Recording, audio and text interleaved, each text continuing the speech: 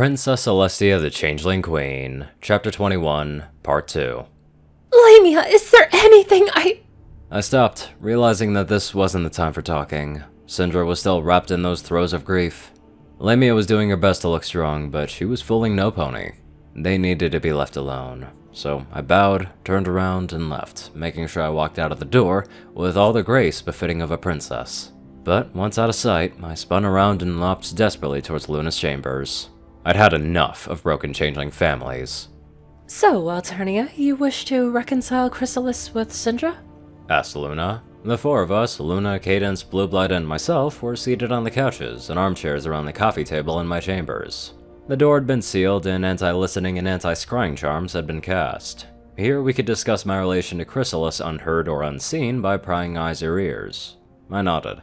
My sister is being incredibly stubborn, though I understand her reasoning to some extent. Syndra didn't break one of the 6 commandments, but she revealed a military secret, and that crime is normally punishable by execution. I paused and took a sip of tea to wet my tongue before I continued. But Syndra is Chrysalis' own daughter, and she has proved her loyalty to her hive and her mother, despite her mistake. Not to mention, I did persuade Syndra to tell me her secrets, even if she did make the decision on her own. I owe them my help. As the Princess of Equestria, you only did what was required of your position, said Luna. I know, and I do not regret learning the strategies of Chrysalis' hive. Equestria needed them at the time. I couldn't help but sigh. But perhaps there was another way instead of trying to persuade my niece to betray her mother. It is partially my fault that there's a rift between them. Most of all, though, I paused, wondering what words that would be best to describe my emotions. Syndra was my sister's daughter, as was Lamia. But after all the time I had spent with them, the more I began to see them as family. I do not know what to feel about my sister, but I care for Syndra and Lamia. It hurts me to see them so saddened, so I will do everything in my power to reconcile my sister and my niece, I proclaimed. I watched my friends warily. I wasn't sure if they would agree with me trying to interfere with an internal matter of Chrysalis' hive. It is true that they will go along with me if I ask them to, but I wanted them to help me of their own volition. Alternia, you need not worry. Of course we'll help you mend Syndra and Chrysalis' relationship, said Cadence with a sincere smile. No child should be separated from their mother for any reason, declared Luna. I nodded emphatically, remembering the last time I'd seen my mother and the circumstances of that tragic time. I agree with Luna, but the question of how to help them still remains. With all due respect, Auntie Alternia, I do not think that you should meet with Queen Chrysalis directly, said Blueblood. I realized immediately why my nephew had come to that conclusion and groaned. Oh, you're right. Chrysalis still holds me responsible to an extent for persuading Syndra to tell me about the infiltration procedures. How will I apologize to her now? No pony had an answer to my dilemma, and for a long while we sat, occasionally bouncing ideas off of each other. Yet, with every suggestion considered, we found 5 different reasons that option wouldn't work. A pony would say that they had a solution to the problem, but then during our examination of it, we'd inevitably find that it was only making a delicate situation worse. I think I may have a solution, said Blueblood timidly. I raised an eyebrow. This was the 5th time some pony had said something along those lines, and 3 out of 5 times it had been Luna. Even Cadence had said something, but Blueblood had remained silent. What did you have in mind, Blueblood? I asked, still a bit doubtful of whether he actually thought of a way to fix my problem. But his plan was so simple that I immediately felt confident that this would work. It had to work. I'd failed my nieces once, and I'd broken their family. My feelings for Chrysalis were still clouded and mixed with anger, but I couldn't let Syndra or Lamia suffer from my mistakes. I smiled at my friends, who responded with their own grins. Now that my secret was out, I was just so glad that I could tell them about my family troubles. Even if we didn't succeed, I was thankful for each of these close friends. At the Camp Draco gym, Chrysalis hefted her spear with her telekinesis, bringing it up to a low guard position and lunging forward. Following the steps of the pattern, Chrysalis stepped back, spun around, and raised the spear in a horizontal block. The queen was sweating heavily, having gone through several spear forms in the past hour, but she didn't relent and continued to stab, twist, and cut her way through the pattern. All of this was part of her attempts to forget about the negotiations, to relax from the stress of being a queen, and to forget about her daughters. But right then, Lamia's grief-stricken features appeared in Chrysalis' mind.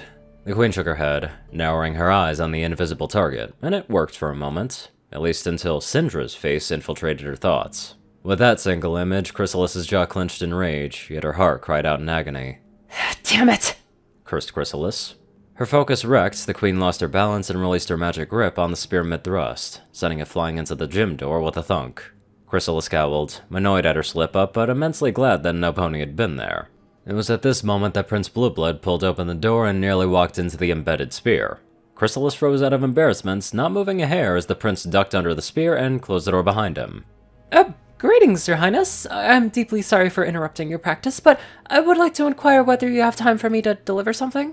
Asked Blueblood, not showing any degree of condescension or disapproval for the damaged door. Chrysalis raised an eyebrow, intrigued by the unicorn's proposal. Elaborate, please, said Chrysalis, drawing herself up to her full height so that she towered over the lone unicorn. I wish to give you a letter on behalf of Princess Celestia, a letter of apology, as well as a proposal, said Blueblood, lifting the scroll wrapped in red ribbon and his magic. This intrigued Chrysalis, so she lifted the scroll from Blueblood with her own magic and unraveled the ribbon and parchment. Bringing the letter up to her eye level, she read it quickly at first, but slowed down as the contents of the letter became clearer to her. As Chrysalis read on, her eyes narrowed slightly.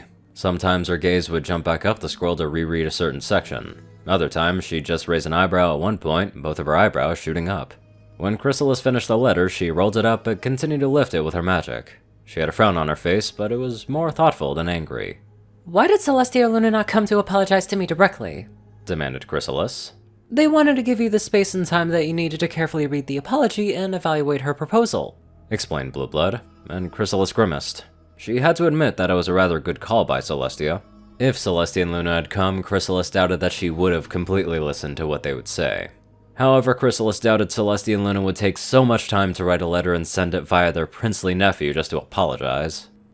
What else do your aunts want, Prince Blueblood? Demanded Chrysalis. Blueblood bit the inside of his lip. This was going to be tricky. It is more like a suggestion, Your Highness. We would also like to respectfully suggest that you show leniency to Syndra, and do your best to reconcile with her. After all, she made her mistake partially due to us pressuring her. Chrysalis hesitated. She didn't want to see Syndra. Every time she thought of her daughter, she remembered how she had given up a dangerous military secret and betrayed them all. Every time she saw Syndra's features in her mind, she felt a flame of rage. But it wasn't rage that dominated her senses, it was pain. It ached like an old wound. The harder she tried to ignore it, the louder it would wail in agony. Chrysalis groaned. Just what had she done wrong? She was aware that she favored Lamia, but she had loved Syndra as well. She had played with her, trained her, disciplined her, cared for her, and loved her. Syndra was one of the most precious changelings in her life. How could the daughter that she loved, and still loved, betray their hive, betray her like that? A stray thought wandered into Chrysalis's head. She tried to ignore it, but Chrysalis couldn't help but wonder if this sorrow was what Camellia had felt all those years ago. Chrysalis winced as she recalled her mother's disappointment, but then paused in thought. The very last thing her mother had done was to smile at them. Not just to Alternia, to them, to her. Chrysalis had pondered why for years, but she had never figured out why or how she had managed it. Blueblood coughed, breaking the silence in Chrysalis's contemplations. Your Highness, I am but a prince of Equestria, but may I give my personal opinion on the matter? Asked Blueblood. Chrysalis shot Blueblood a cautious frown, but nodded. The prince coughed into his hoof before meeting the queen's eyes. I think you should forgive Lady Syndra, Queen Chrysalis. I understand that the law is the law, and you have already been lenient, but she is one of your only daughters. A good parent would not allow the law to dictate their every action, and a good queen knows when the law should be relaxed. Blueblood gestured to the window, overlooking the base. And look where we are now, Queen Chrysalis. Your daughter made a mistake, but she also helped bring your hive to the summit, said Blueblood. He stopped, and with a gulp watched as Chrysalis's brow twitched. In truth, Chrysalis heard Blueblood's words loud and clear, and she was trying hard not to agree with them. She didn't want to forgive Syndra. Her daughter had committed a crime against the hive and betrayed her trust. Chrysalis knew that Changeling tradition would support her decision. But there was an undeniable part of her that wanted to relax the punishment. That part of her wanted to embrace her daughter again. That part saw the good that came from her daughter's contact with Celestia. Chrysalis forced that part of her heart down her throat. She couldn't afford to be selfish, and neither could she ignore the fact that the law had been broken and her trust betrayed. I am afraid I cannot do that. Syndra still revealed a military secret and endangered our hive. That is something I cannot overlook, stated Chrysalis, and Blueblood sighed. I understand, Queen Chrysalis, but before I leave, may I tell you a story? Chrysalis sighed, but decided to humor the prince, so she nodded and watched Blueblood as he shut his eyes and began to speak. When I was little, I lost my parents to a fire. My father pushed me out of the way of a falling beam, only to get himself crushed. Blue Blood swallowed hard, but continued to tell his tale in a tight voice. My mother managed to toss me out of one of the tiny attic windows, but she could not get out herself. Blue Blood choked at that last word, and Chrysalis could spy the sparkle of tears at the corner of his eye. My condolences, Prince Blueblood. Your mother and father were truly great ponies, said Chrysalis. Her infiltrators had collected information that told her about Blue Blood's parents being killed in a fire, but she hadn't known about their final acts of heroism. Blue Blood sighed and levitated a kerchief to wipe his eyes. So every pony tells me, but I never knew. They were always very distant and never had time for me. I would always get annoyed that Dad thought my drawings were silly, and Mother never let me have all the chocolate that I wanted. Raising his head, Blue Blood locked his piercing blue eyes with Chrysalis's. But they were family, and I would give everything I have just to spend one more day with them. Blue Blood's look was so intense that Chrysalis nearly stepped back. She managed to control herself, but she couldn't help but consider the prince's words and compare them to her own situation.